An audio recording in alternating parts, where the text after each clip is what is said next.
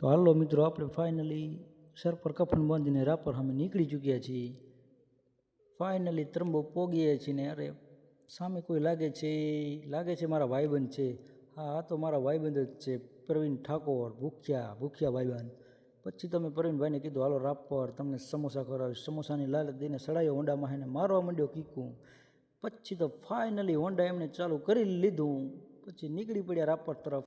પછી પાંજરાપોર આવી ગયું, જોઈ શકો છો મિત્રો તમે. પાંજરાપોર આવી ગયું ને પાંજરાપોરનો નજારો એકદમ જોયા જેવો છે. અને પછી તો પ્રવીણભાઈ કે આપણે સેલ્ફી લઈ લીધું. આપણે ફોન કાઢીને ખીચામાંથી વિડીયો બનાવવા મળી ગયા.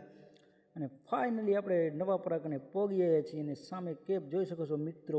અને આશાપુરા જતા મિત્રો કોઈ પણ આ કેપની સેવા લીધા વગર કોઈ જાતા નહીં, કેમ કે બહુ સારો અને મસ્ત કેપ છે રાપરનો. અને ફાઇનલી આપણે પગ્યાને નાખે પોગી ગયા છીએ. અને હનુમાન દાદાનું મંદિર તમે જોઈ શકો છો. પછી તો આપણે પોગી ગયા સમોસાની દુકાને.